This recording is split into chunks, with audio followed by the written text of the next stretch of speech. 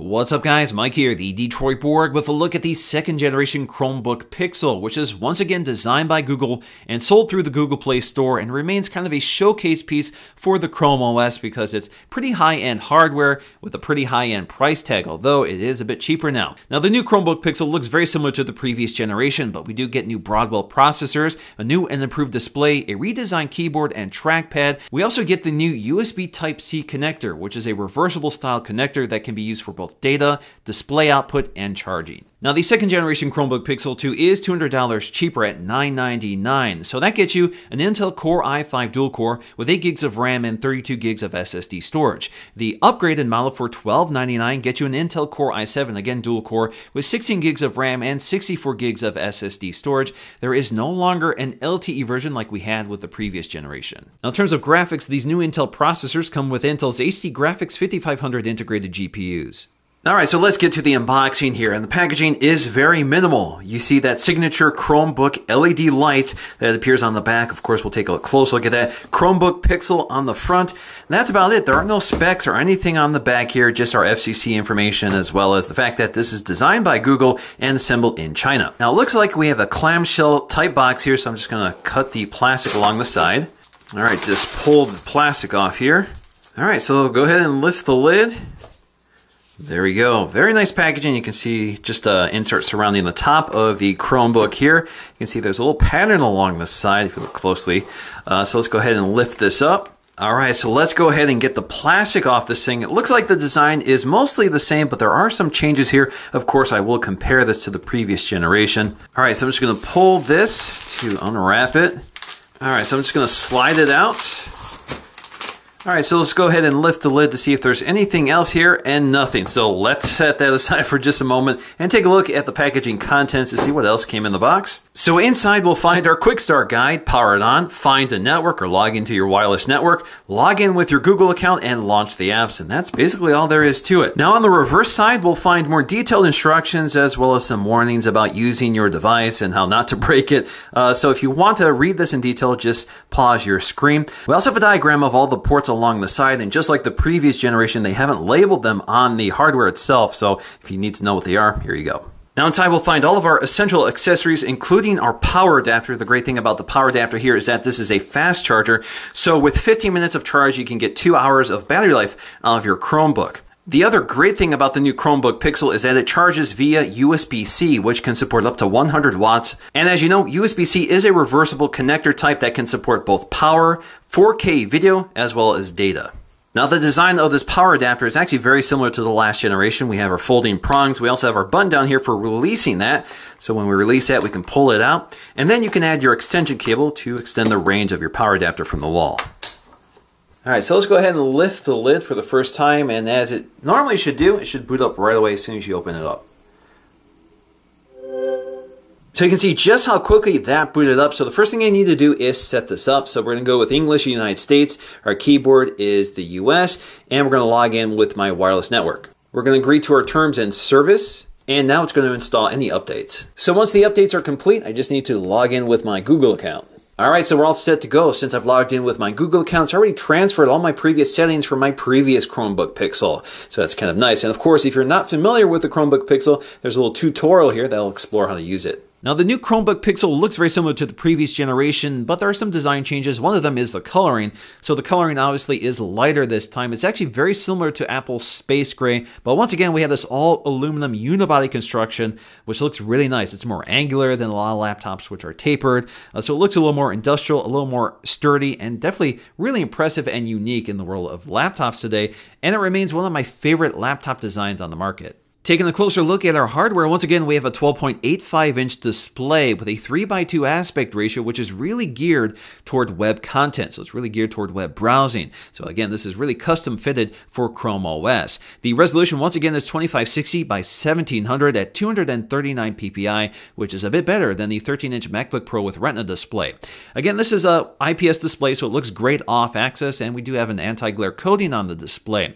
But more importantly, this is a multi-touch display. so you can actually interact with this display. Now, compared to the previous generation, this display is noticeably better, with much better color gamut, deeper contrast, more vivid colors. It's also cooler, so it's not as warm and washed out as the previous generation, which I really didn't know had an issue until I compared it to the new one. The keyboard has also been slightly updated. Once again, we have backlighting with adaptive brightness. The layout is the same, but the top row of keys have been redesigned to be more integral with the rest of the keyboard.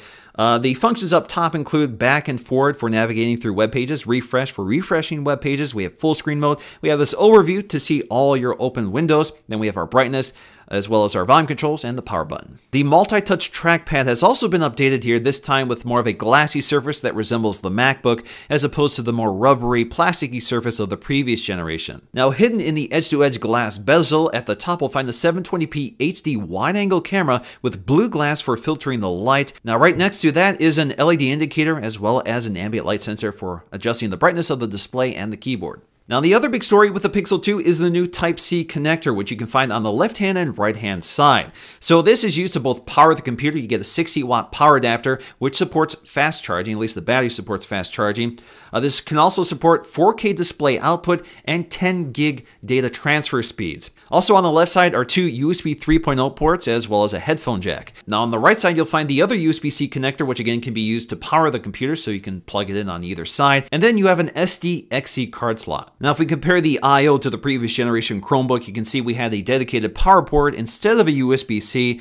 We still had two USB 3.0 ports, but we also had a display output, which is now filled by the USB-C connector. Now, on the right side, the previous generation just had a SD-XC card slot, which is kind of moved down here on the newer one. And on the front, you'll find the thumbnail port for lifting up the lid of the display. And once again, the hinge is nicely weighted, so you can lift up the lid without lifting up the computer. Now, speaking of that hinge, once again, it's all metal. You can see your Chrome branding toward the back. Now, it has been slightly redesigned from the previous generation. This time, it's a little simpler. The bottom of the Chromebook Pixel 2 looks very tidy here. There are no exposed fasteners at all. Everything is kind of hidden behind these rubber feet. Now, these rubber feet are quite a bit bigger than the ones from the previous generation, but again, it provides a lot more protection for the bottom of your computer. Now, one of the fun aspects from the original Chromebook Pixel was the LED strip on the back, which is kind of its signature. So again, it returns with the new Pixel 2. The LED looks a little darker here, at least the lens of the LED looks darker compared to the previous generation, but it's been expanded with additional capabilities. So one of them is that you can double tap the back of the display, and it will actually tell you your battery status. Now, when you're charging and you double tap, those lights will strobe, and when it's fully charged, it will strobe in green. Now, when the display is open, you'll see the 4 Google colors. This is a little different from the previous generation, which had a strobing blue light instead. And once again, our favorite Easter egg from the previous generation Chromebook is returning here. All you have to do is input the Konami code on your keyboard, and you get a light show from the LED. So once again, that's up, up, down, down, left, right, B, A. Now, we are running pretty high-end mobile processors in this Chromebook, so of course we do have fans which breathe through the keyboard. Also coming through the keyboard are the stereo speakers. Now, unfortunately, I don't think they sound really good. They're kind of tinny, kind of high-pitched, but they are loud and they're pretty clear, but unfortunately they tend to crackle at their top end, so let's go ahead and take a listen to see how they sound.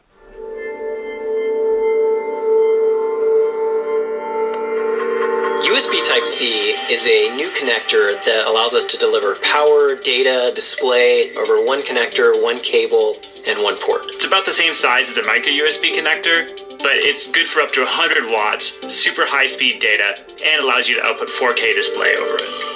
Now, using Chrome OS on the Pixel 2 is very similar to using Chrome OS on any other Chromebook, but of course we have the benefit of a touchscreen. So of course with the touchscreen I can just tap the icons to bring up the window. Now, if you're not familiar with Chrome OS, it's very similar to using a Chrome browser. So for example, when I bring up one of these icons here, they're really just bringing up tabs or windows within Chrome browser. Now, with this multi-touch trackpad, you can actually use a 4-finger gesture to get this overview of all your open windows. So again, you can just swipe up here. You also have a dedicated key for that function.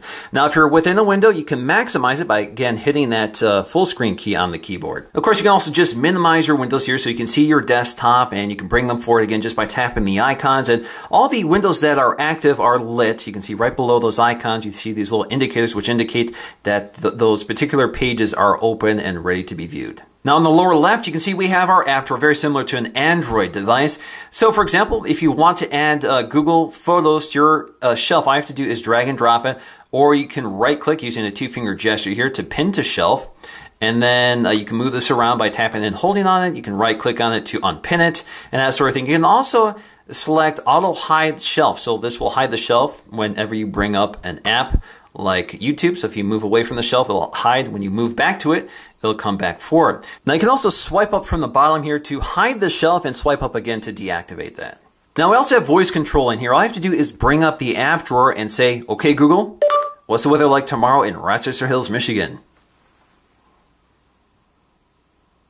Tomorrow's forecast for Rochester Hills is 53 degrees with fog. Now alternatively, you can also just tap the search key to bring up your app launcher along with the search utility. Now in the lower right, you'll find your notification center. This is where you'll see all your notifications from Google+, Twitter, or all the apps that support this sort of feature within Chrome OS. And you will see some of your Google Now cards, not all of them. And you have your settings here. You can clear them all, and you can mute your notifications.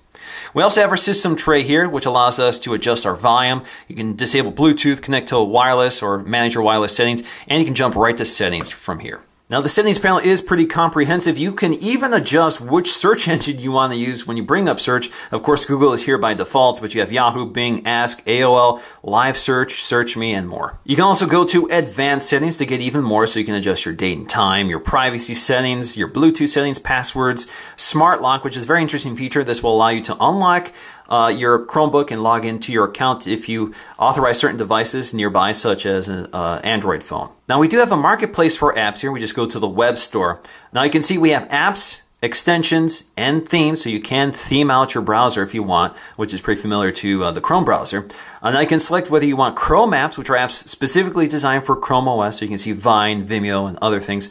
We also have websites. Now websites are basically websites that you can pin to Chrome OS, like Outlook.com and quite a few others. But perhaps the most interesting category here is available for Android. See, these are apps that are available on Android and Chrome OS, so they're specifically designed to be dedicated apps as opposed to websites or that sort of thing.